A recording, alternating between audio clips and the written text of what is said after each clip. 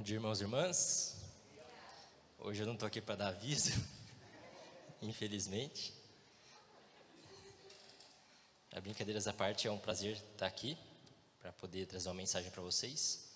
E também a oportunidade de poder servir, né, a igreja, trazendo a mensagem, também servir os nossos pastores, que tão prontamente, né, se dedicam para trazer a mensagem aqui todo domingo. E nunca é um trabalho fácil, né? Bom, vamos lá então.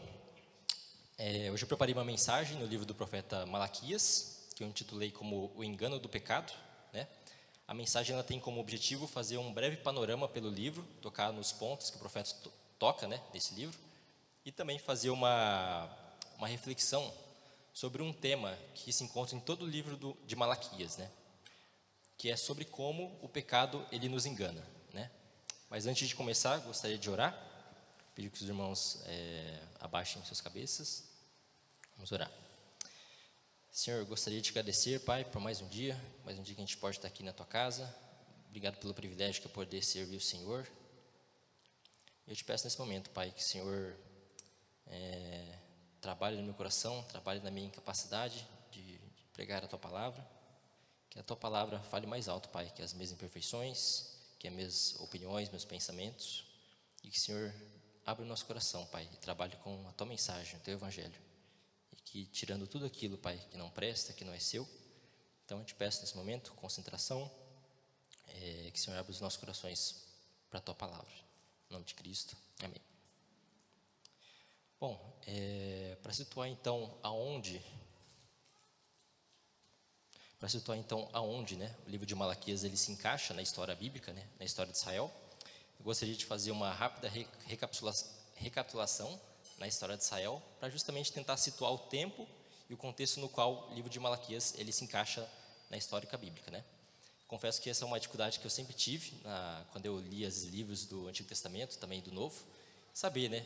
Tá falando isso, mas onde isso se encaixa, né? Por que o profeta está acusando o povo, né? Então, eu espero que essa rápida recapitulação que eu vou fazer aqui ajude a gente a compreender onde o livro de Malaquias se encaixa. Bom, no início então, a gente tem em Gênesis lá, né, Deus escolhendo um povo, né, com Abraão. Deus estabelece uma aliança com Abraão, prometendo uma grande descendência, que por meio dessa descendência, Deus abençoaria todas as nações da terra, né. Hoje a gente já sabe que desde o começo nós já temos aqui o início do Evangelho, né, Deus prometendo já a vida de um Salvador, daquele que por descendência de Abraão viria e abençoaria todos os povos da terra, né. Além de prometer essa grande descendência e essa bênção para todas as terras, Deus também promete a conquista de uma terra, né? Nesse período, então, nós temos o período dos patriarcas, com Abraão, Isaac e Jacó. Depois, nós temos José e a ida do povo de Deus para o Egito, né? E é lá no Egito, onde a gente vê o início dessa promessa de fazer um povo grande, né? Essa promessa feita a Abraão se cumprindo, né? No Egito o povo cresce, o povo se estabelece, se fortalece, e justamente por se fortalecer e crescer, ele vai passar também por escravidão, né? Então, no Egito nós temos o povo de Deus escravo, né? O povo desesperançoso, achando que a promessa de Deus ia falhar, né? Mas Deus, por sua graça, envia um libertador, né? Com Moisés, tirando o povo do Egito, com destino à terra que ele prometera para Abraão, né? O povo então conquista essa terra, a gente vê lá a narração em Josué. Depois essa terra é dividida pelas 12 tribos de Israel. E com o passar do tempo, né, nós temos tempo de juízes, tudo, mas com o passar do tempo nós vemos o povo de Deus insatisfeito com o cuidado e proteção do próprio Deus, né? O povo de Deus agora que não estava mais em peregrinação, mas estavam, digamos assim, sedentários, né, numa terra, eles agora olharam para o povo ao redor e falaram, pensaram, né, no coração deles, quero ser igual esses povos, né? Quero ter um rei, né? Quero que alguém venha aqui e governe a gente, né? Então o povo se rebela contra Deus, se rebela com esse cuidado e proteção do próprio Deus, olha para as nações ao redor e pede a Deus, Deus, me dá um rei, né? E Deus repreende o povo, mas fala, pela dureza do teu coração e a ingratidão de vocês, eu vou conceder um rei, mas vai ser segundo o coração de vocês. E aí que entra a história de Saul, né? e entra também o período da monarquia no reino de Israel. A gente já sabe, né, um pouco da história de como foi o reinado de Saul, né? Após a decadência e os pecados não arrependidos de Saul, Deus agora sim escolhe um rei segundo o coração dele, né? Que é o rei Davi, né? No reinado de Davi a gente vai ter um ápice assim na história de Israel, né? Vai ser no reinado de Davi onde vai ter o ápice assim do reino de Israel com a união das tribos, né? Nós também sabemos a história do pecado de Davi, né, com Batseba. Foi um pecado que acabou não só tendo consequências na vida de Davi, mas também esse pecado teve consequências na história de Israel, né?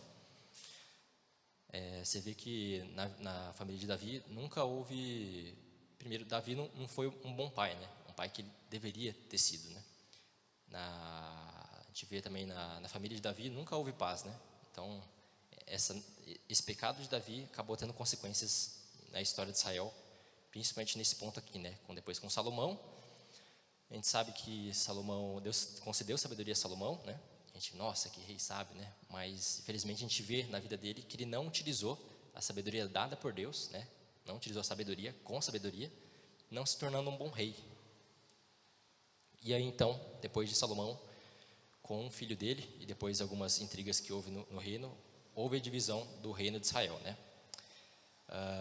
Então o reino foi dividido em duas tribos: a tribo do norte, que é chamada depois de reino de Israel, né, com Jeroboão, e a tribo do sul, que ficou conhecido como reino de Judá, com Roboão. E depois dessa divisão, a gente vai ter uma grande sequência lá de reis, né, de histórias, né. É interessante que nessas histórias você vê como o povo realmente se afastou de Deus, né, os reis também se afastaram de Deus.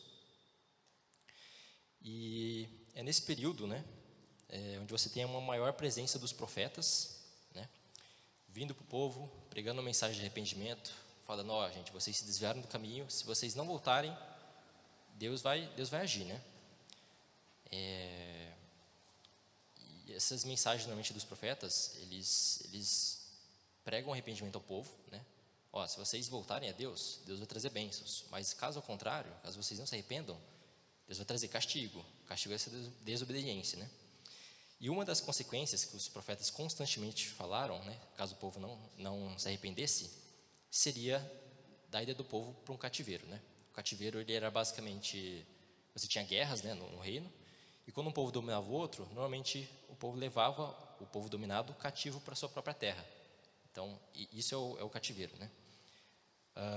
Então os profetas pregavam: ó, se vocês não se arrependerem, vocês vão ser levados por outros povos e vocês vão ser deportados por esses povos conquistadores, né? Infelizmente foi exatamente o que aconteceu. O povo não deu ouvido à voz dos profetas, o povo continuou rebelde no seu pecado, não se arrependeram nas acusações que os profetas faziam, né? E foi exatamente o que aconteceu. O primeiro reino, o reino do norte, ele foi deportado para a Síria.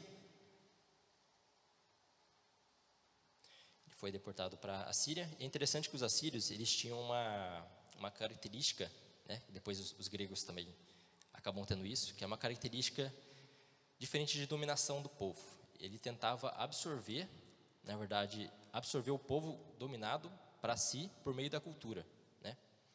Então, a Bíblia depois ela não vai relatar a volta desse reino do norte para a terra deles, né?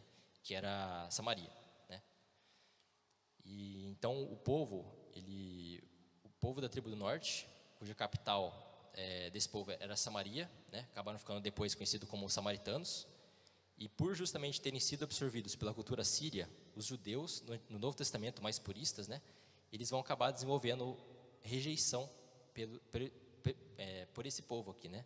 Os samaritanos, que a gente vê no Novo Testamento que os judeus têm uma certa birra, né, pelos samaritanos, justamente por eles terem sido absorvidos pela cultura síria, ou seja, se tornaram um povo impuro, né?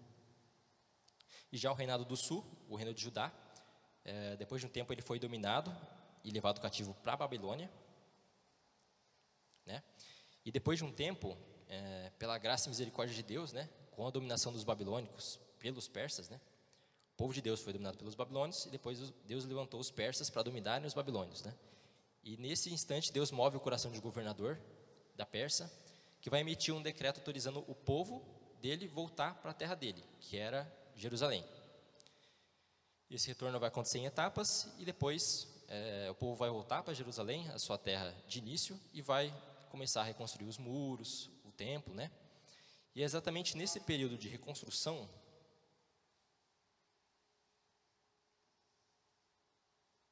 de retorno à terra, onde vai encaixar a mensagem do livro de Malaquias, né?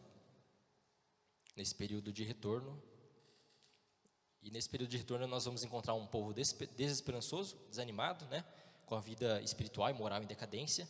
E é nesse contexto onde entra algum dos livros proféticos, como depois também Neemias e Esdras, né? E também Malaquias. Então a mensagem de Malaquias vai ser uma mensagem de acusação ao pecado, à decadência moral e espiritual do povo, né? Buscando trazer luz, sanidade à cegueira que o povo de Judá se encontrava. E o livro, ele não vai trazer apenas uma mensagem de condenação, mas depois ele vai trazer uma mensagem de arrependimento, esperança, né?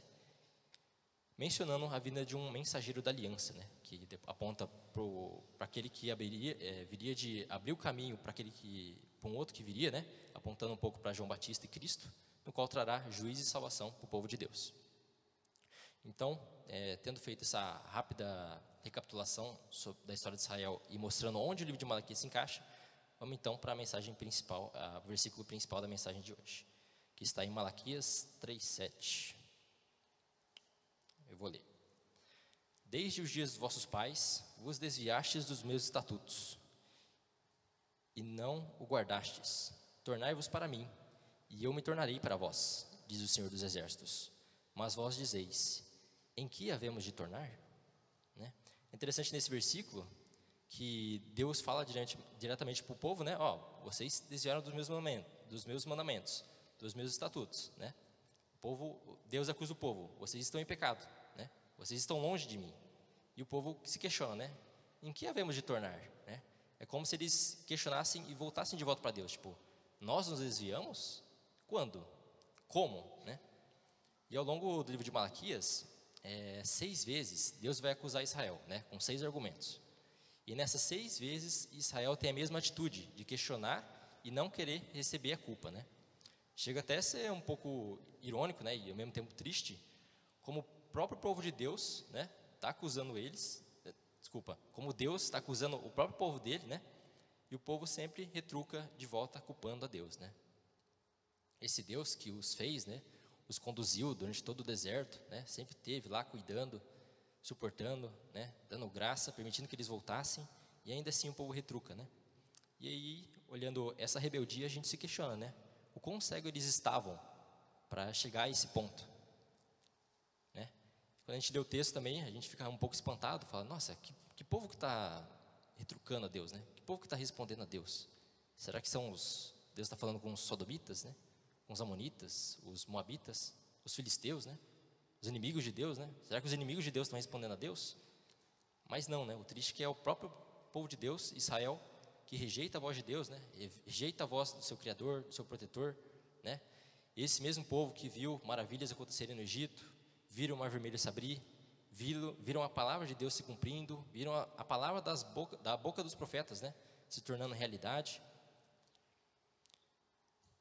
E agora a gente vai ver um pouco essas 6 acusações, né, que são facilmente verificadas e óbvias, assim, que o povo realmente se desviou de Deus e não está enxergando isso, né? E a gente pode se perguntar, né, como o povo não nota isso, né? Então, vamos trabalhar um pouco em cima dessas 6 debates, né? Vão ser um pouco breve cada debate. Vai ser assim, Deus vai levantar basicamente 6 desvios que o povo está fazendo por intermédio do profeta, né? O profeta ele vai conversar com o povo como se Deus estivesse acusando o povo e o povo vai retrucar esses argumentos, né? Vamos para o primeiro então. Bom, o primeiro debate gira em torno do como Deus ama Israel, né? Deus fala, eu vos tenho amado, e o povo retruca, em que nos tem amado? Deus normalmente responde, amei a Jacó, porém aborreci a Esaú. Aquele Deus está fazendo uma comparação do povo dele com os outros povos, né? Israel com Edom, Em Malaquias 1, 2, 5 fala o seguinte: eu os tenho amado, diz o Senhor, mas vós dizeis: em que nos tem amado? Não foi Esaú, irmão de Jacó? Disse o Senhor: todavia amei a Jacó, porém aborreci a Esaú, e fiz dos seus montes uma assolação, e dei a sua herança aos chacais do deserto. Se Edom diz: fomos destruídos, porém tornaremos a edificar as ruínas, então diz o Senhor dos Exércitos: eles edificarão, mas eu destruirei, e Edom será chamado terra de perversidade, e povo contra quem o Senhor está irado para sempre. Os vossos olhos o verão, e vós direis: grande é o Senhor também fora dos limites de Israel. O segundo debate gira em torno sobre como Deus merece a honra, né? Aqui é como se fosse uma conversa de Deus com os sacerdotes, né? Os sacerdotes eram os representantes de Deus na terra ali, no reino, né? Na tribo ali. E Deus vai falar diretamente com os sacerdotes, né? Falar: por que vós, os sacerdotes, desprezais o meu nome? E os sacerdotes vão responder: em que desprezamos o teu nome? Ofereceis sacrifícios imundos. E o povo novamente se questiona, né? Em que te havemos profanado? Aí Deus sim acusa o povo, né? Mostra realmente o que eles estavam fazendo, né? Trazeis animais defeituosos, coxos ou doentes. Então aqui, os próprios sacerdotes estavam trazendo para Deus, oferecendo animais mancos, defeituosos, cegos, doentes, coxos, né? E além disso, um pouco antes, o profeta vai mostrar que o pessoal oferecia pão sujo, tipo pão imundo para Deus, né? E Deus até faz um questionamento, né, ao povo sobre se eles teriam a mesma atitude que eles, se eles fariam o mesmo que eles estão fazendo com Deus, com o próprio governador, né? Malaquias 8:9. Quando trazes animais cegos para os sacrificardes, não é isso mal? E quando trazes o coxo ou o enfermo, não é isso mal? Ora, apresenta ao teu governador. Acaso ele teria agrado em ti e te será favorável? Diz o Senhor dos Exércitos. Agora, pois, suplicai o favor de Deus, que nos conceda a tua graça, mas com tais ofertas das vossas mãos, aceitará ele a vossa pessoa? Diz o Senhor dos Exércitos. É engraçado que o povo tinha vergonha, né, de receber a aprovação do governador, mas o próprio Deus, eles não tinham, né, não tinham essa vergonha. No terceiro debate, Deus vai...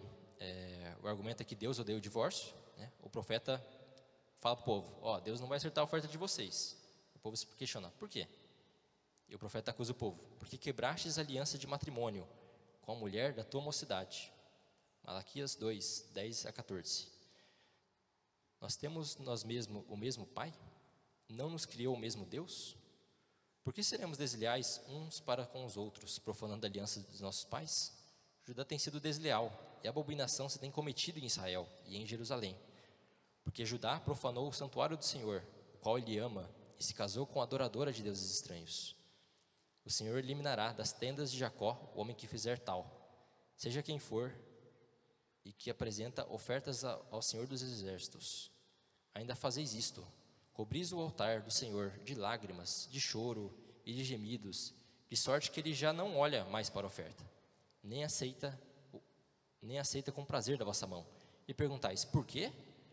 Porque o Senhor foi testemunha da aliança entre ti e a mulher da tua mocidade, com a qual tu foste desleal, sendo ela a tua companheira e mulher da tua aliança. Então aqui o povo, ele estava, quando ele ia para o templo, ele chorava,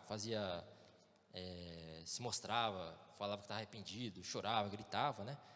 Mas o profeta acusa o povo, fala: Deus não vai aceitar a oferta de vocês, né? Porque vocês, no básico, né, vocês estão quebrando a aliança que vocês fizeram com a mulher de vocês, né?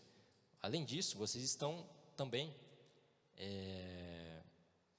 se contaminando com adoradores de deuses estranhos, né? As mulheres, muitas vezes de povos vizinhos, né? O próprio povo de Deus se misturava com essas mulheres, né? E acabavam também cedendo e adorando a esses deuses. Já o quarto debate, na verdade o quarto e depois o sexto, gira em torno sobre como Deus é justo, né? O profeta fala para o povo: vocês enfadam a Deus. Ou seja, é como se Deus falasse assim: gente, vocês me cansam. Aí o povo se pergunta: por quê? Porque vocês questionam a justiça de Deus, pensando que os que fazem mal prosperarão, mas certamente Deus punirá os perversos. Malaquias 2,17. Enfadais o Senhor com vossas palavras, e ainda dizeis: em que o profanamos? Nisso que pensais: qualquer que faz o mal passa por bons olhos ao Senhor, e desses é que ele se agrada. Ou, onde está o Deus do juízo? Já o quinto debate vai girar um pouco sobre como dar o dízimo, né? Como dar ofertas é indício de um coração arrependido. O profeta fala para o povo: gente, voltem-se para Deus. E o povo se questiona: como, né? Em quê? O profeta fala: vocês estão roubando a Deus. E o povo: ué, em quê? E o profeta: nos dízimos e nas ofertas. Malaquias 3, do 8 a 10. Roubará o homem a Deus? Todavia, vós me roubais e disseis: em que te roubamos? Nos sacrifícios e nas ofertas. Com maldição sois amaldiçoados, porque a mim me roubais, vós, a nação toda. Trazei todos os dízimos à casa do Senhor, para que haja mantimento da minha casa, e provai-me nisso, diz o Senhor dos Exércitos, se eu não vos abrir a janela do céu e não derramar sobre vós bênçãos sem medidas. E o sexto e último ponto que o profeta vai acusar o povo é ainda assim sobre a justiça de Deus, né? Deus vai falar para o povo: vocês estão falando mal de mim. E o povo se questiona: como nós temos falado mal de ti? E Deus vai falar: vocês falam que é inútil servir a mim, né? É inútil servir a Deus, e eu punirei os perversos e recompensarei os fiéis. Malaquias 3, 13 e 18. As vossas palavras foram duras para mim, diz o Senhor. Mas vós dizeis: em que te temos falado contra ti? Vós dizeis: inútil é servir a Deus, que nos aproveitou termos cuidado em guardar os teus preceitos e andar de luto diante do Senhor dos Exércitos? Ora, pois, nós reputamos por felizes os soberbos. Também os que cometem impiedade prosperam. Sim, eles tentam ao Senhor e escapam. Então, os que temiam ao Senhor falavam uns aos outros. O Senhor tentava e ouvia. Havia um memorial escrito diante dele, para que os temessem ao Senhor, para os que temem ao Senhor e para os que se lembram do teu nome. Eles serão para mim particular tesouro, naquele dia que prepararei, diz o Senhor dos Exércitos. Poupá-los-ei como um homem poupa a seu filho que o serve. Então vereis outra vez a diferença entre o justo e o perverso, entre o que serve a Deus e o que não serve.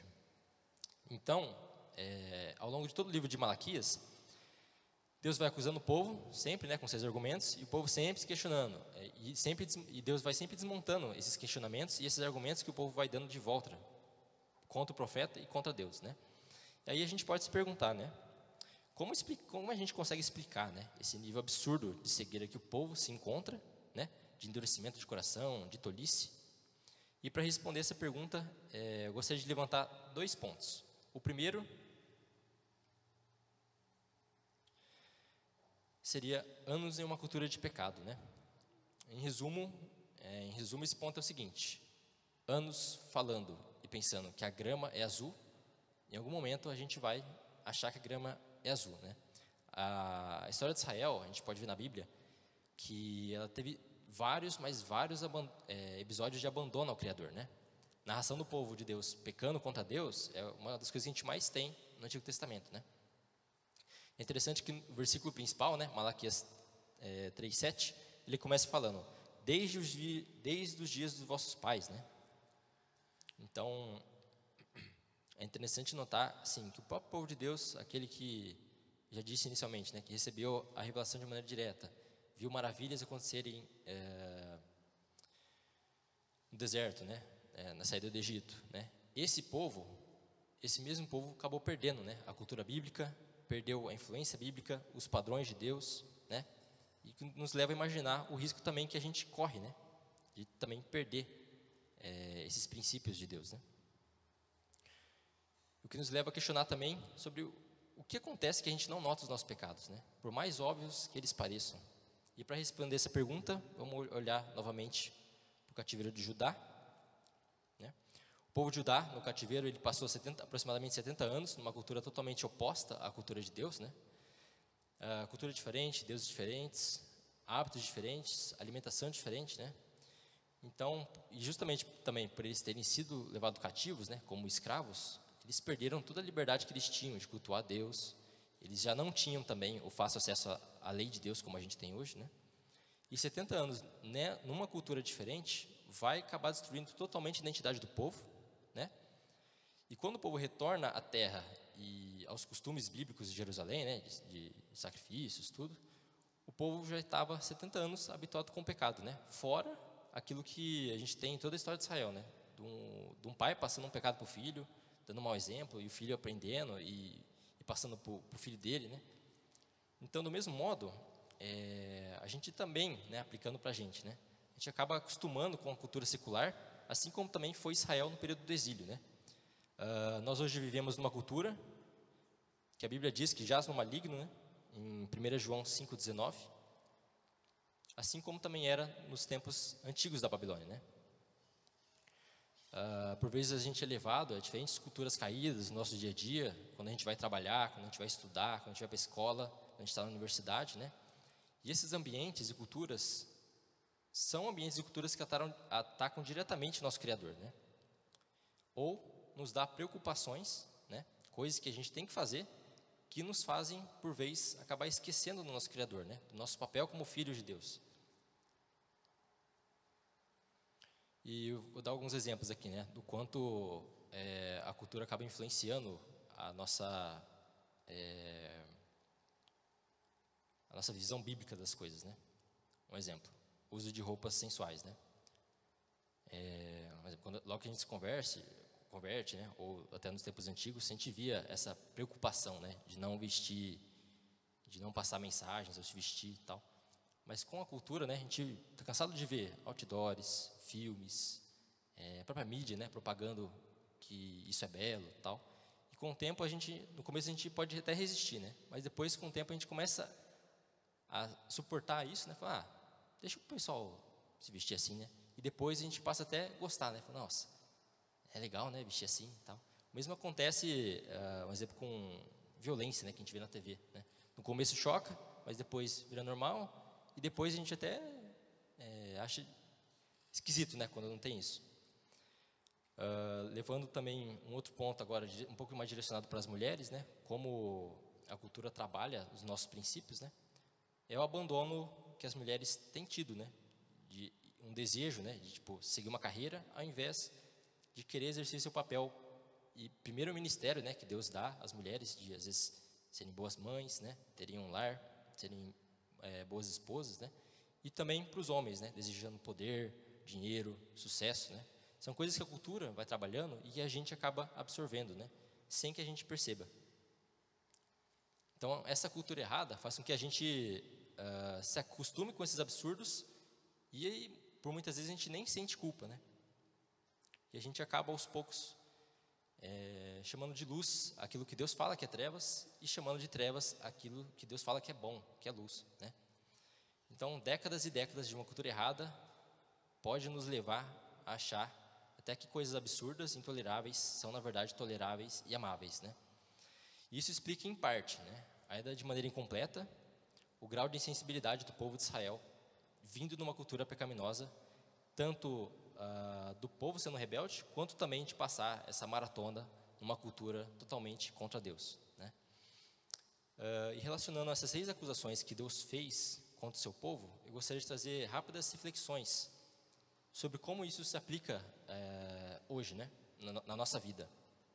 O primeiro ponto foi sobre como o Senhor nos ama, né?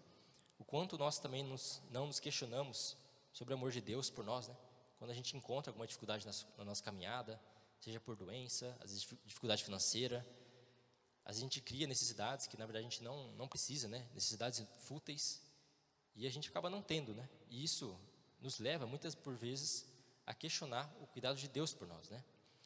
O segundo ponto sobre como Deus merece a nossa honra, né? Nos dízimos, nas ofertas, e nos leva a questionar, né? O quanto a gente muitas vezes não dá o nosso resto a Deus, né? O quanto nós também não oferecemos esse animal coxo para Deus, né? Seja na nossa indisponibilidade com Ele na semana, né?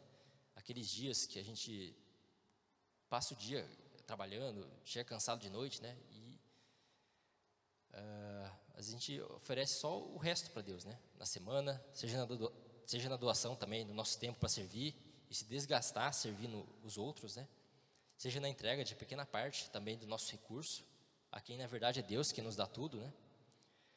Seja também pela falta do nosso compromisso com Deus, com a igreja.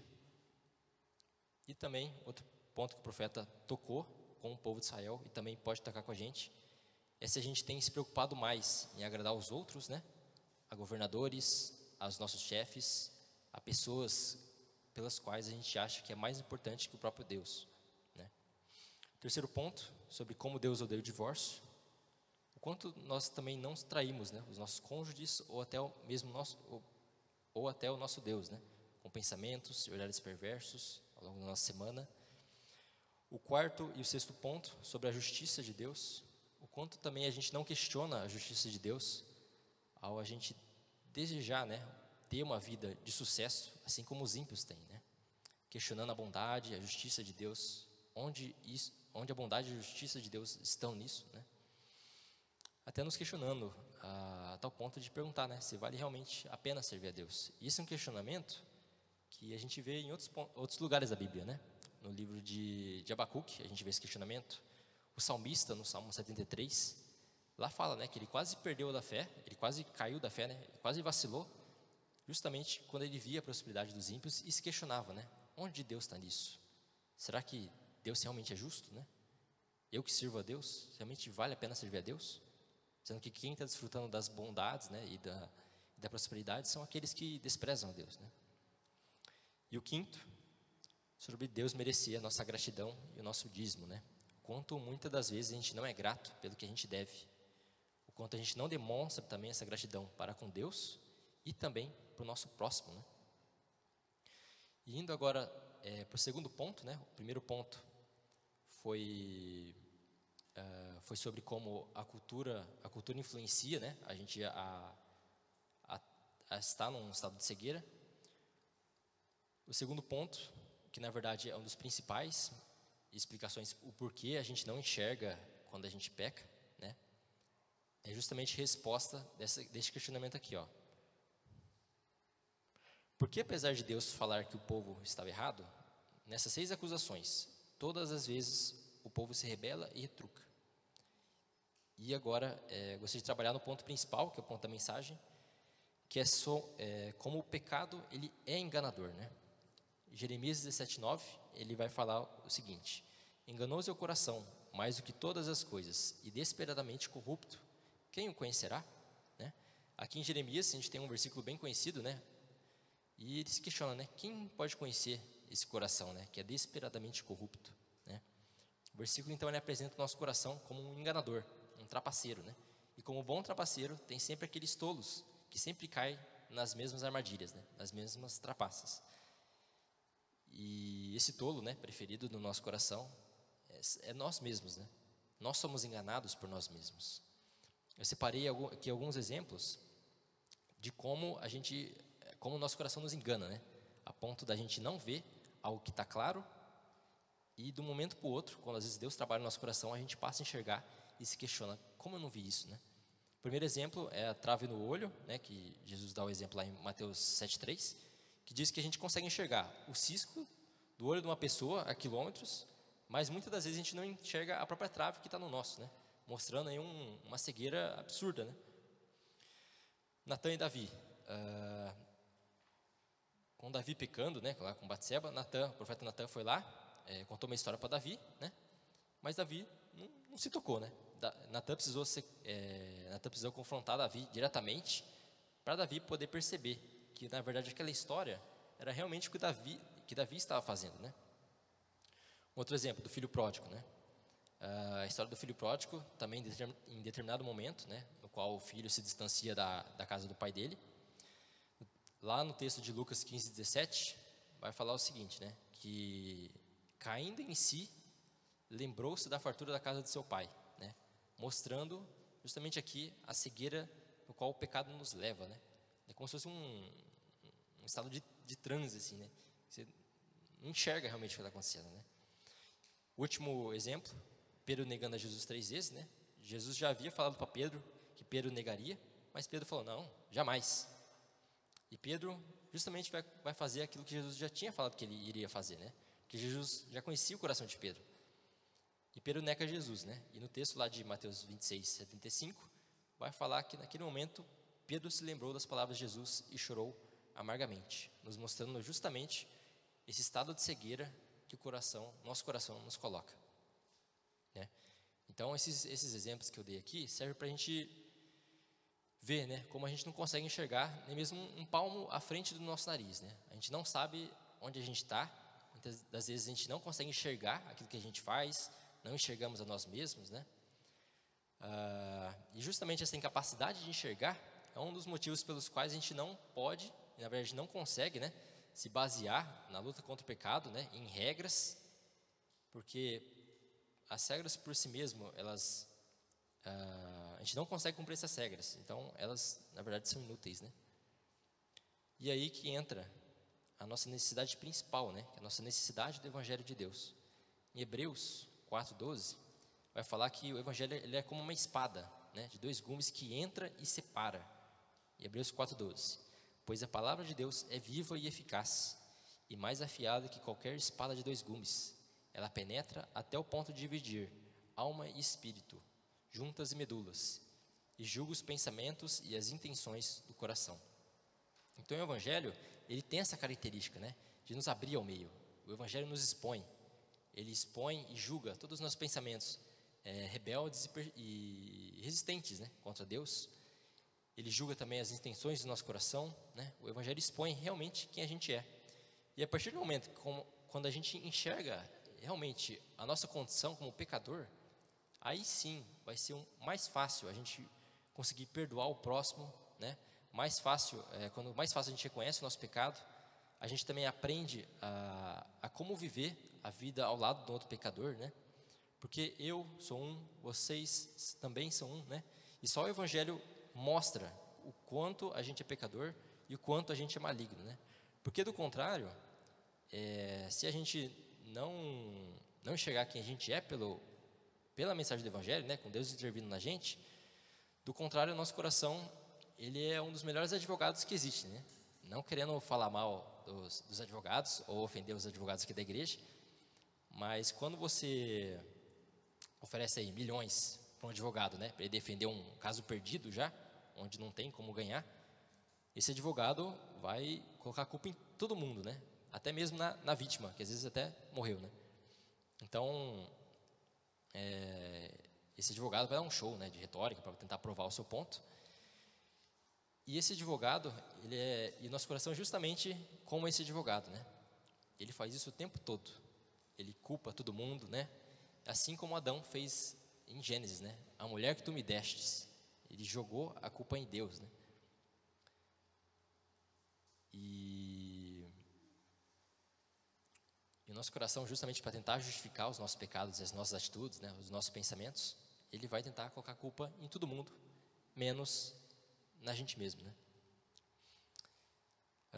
Recapitulando então, o primeiro ponto, né, sobre como a cultura pode nos influenciar a entrar num estado de cegueira, né, de não enxergar coisas que Deus reprova, sendo que a gente está reprovando por se habituar com o pecado, né, e muitas vezes não vê. E o segundo ponto, sobre como o pecado também nos cega, né, não quer ver aquilo que realmente acontece, né. Sendo assim, qual a esperança para nós, né? Como a gente consegue voltar a ver, né? E a resposta é uma só, né? Como a gente cura alguém cego? Por um milagre, né? E assim também é com a gente, né? Por si só, eu não consigo ver. Vocês também não conseguem ver, né, o estado de vocês. E esse milagre justamente se chama o Evangelho, né? O Evangelho, ele é uma intervenção bíblica, uma intervenção divina, né, de homens que caminham contra Deus, né? Que se o homem for deixado por si mesmo, nada acontece, né? Ele continua indo para o abismo e uma hora ele cai, né? E essa incapacidade do homem de dar essa volta, né, que a gente chama de conversão por si só, ele é uma regra, acaba se tornando uma regra bíblica, né? Quantos exemplos a gente não tem na Bíblia da incapacidade do povo de agradar a Deus, né? É até meio, um pouco desconfortável, né? Você está lendo livros do Antigo Testamento, narração lá do pessoal, até mesmo no Novo Testamento com as cartas, o povo só faz coisa errada, né? A gente olha aquilo lá fala, é povo de Deus, né? Até Davi, que a gente às vezes admira, fala, nossa, como que ele chegou nesse estado, né? Então, exemplo bíblico, ao longo da história bíblica, da incapacidade do homem de se salvar, de dar essa meia volta, né? A não ser que Deus intervenha divinamente e traga esse povo de volta, né? Que está em rebeldia contra o próprio Deus, a gente está perdido, né? E o Evangelho, ele começa também com uma sentença, né? Você é um pecador, você não presta, né? Você está em rebeldia contra Deus. E assim também Malaquias começa, né? Com palavras pesadas no livro, né? Ao longo de todo o livro, né? Com sentenças. E sentenças são sempre contra um réu, né? Então, no livro de Malaquias, a gente vê que o povo não é culpado, o povo é culpado, não é vítima, né? Assim como também nós não somos diante de Deus, né? Quando nós pecamos contra Ele, né? A culpa nunca é dos nossos problemas, né? Por quê? Porque nós fazemos justamente aquilo que a gente quer, né? Nós amamos o nosso pecado, né? E sempre precisamos de uma desculpa para dar vazão para algo que sempre esteve ali, né? E nisso o nosso coração é sagaz. Nós sempre temos a tendência, muitas vezes, de nos tratar como vítima, né? E justamente isso, de tentar rebater, assim como o povo fazia em Malaquias, é isso que impede justamente o nosso verdadeiro arrependimento, né? Por exemplo, se esse argumento de Adão, né, a mulher que tu me deste, se fosse verdade, não teria por que Adão se arrepender, né? E assim também com a gente, né? Se a culpa nunca é nossa, por que eu vou me arrepender, né? Mas exatamente ao contrário que o Evangelho faz, né? O Evangelho nos rasga, nos expõe. E por isso, por justamente o Evangelho nos rasgar, nos expor, né? A gente voltar, sair desse estado de cegueira e agora um estado de visão, né? De ver realmente quem a gente é, como o nosso coração é perverso, que é necessário a gente ouvir constantemente o Evangelho, né? Porque o homem natural, ele não quer saber a verdade, né? Ele só quer inventar uma desculpa para dar vazão a todas as nossas paixões, né? E por isso, né? Por ver a importância do Evangelho para voltar a ver, toda vez que a gente vier, né, para o culto, ou às vezes no nosso devocional, né, ou Deus expor um pecado nosso, ou sempre que a gente escutar o Evangelho de novo, né, que a gente sempre seja grato por enxergar, que a gente sempre louve a Deus com o nosso melhor, né, que a gente sempre dê graças a Deus pelo Evangelho, né, que embora nos machuque no começo, no fundo, ele é doce, né, ele cura, né, todas as nossas doenças espirituais, né, toda a nossa rebeldia. E eu gostaria de encerrar com 3 aplicações rápidas, né, para fazer a gente refletir ao longo dessa semana. E a primeira é: pare de confiar em você mesmo e no teu coração na luta contra o pecado.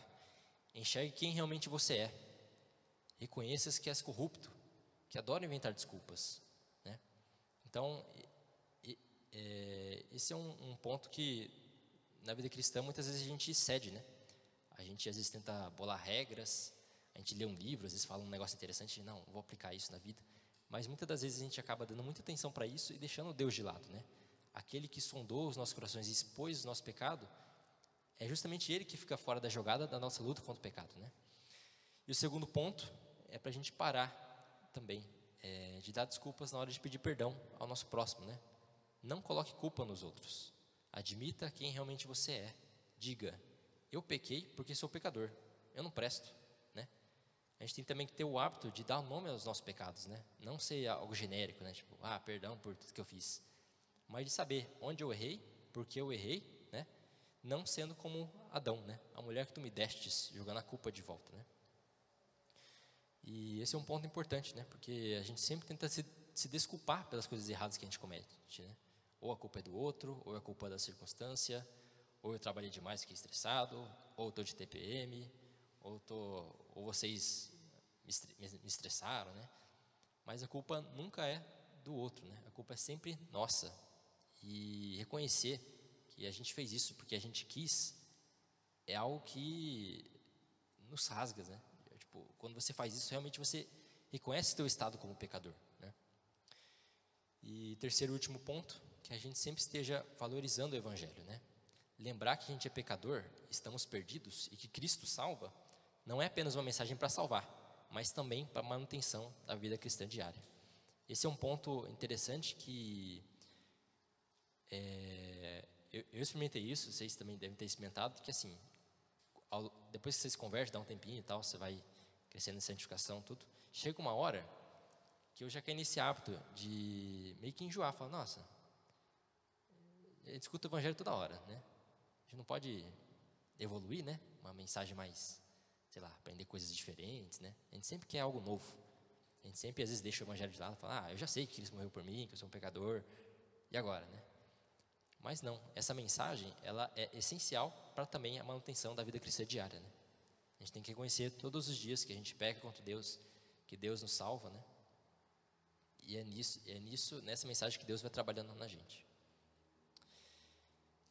Então, levantei essas 3 aplicações, que a gente possa estar pensando nessas aplicações ao longo da nossa semana, e que Deus, que a gente tenha uma ótima semana. Eu vou orar para encerrar.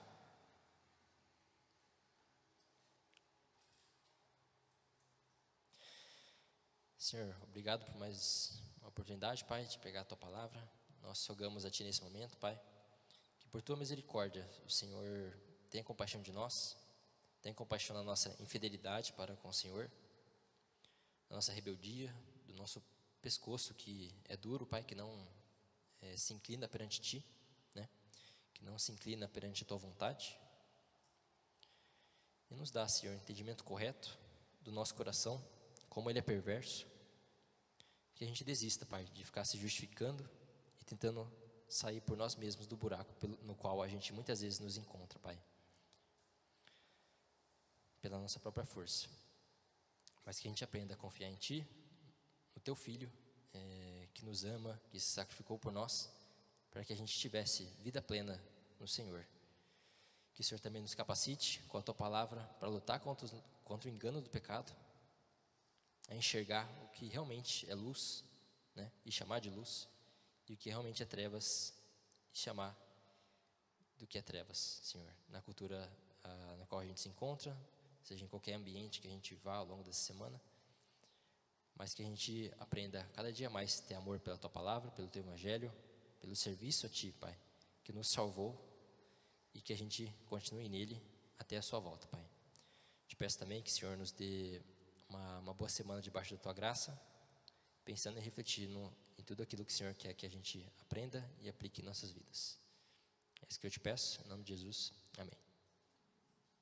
Uma boa semana, irmãos.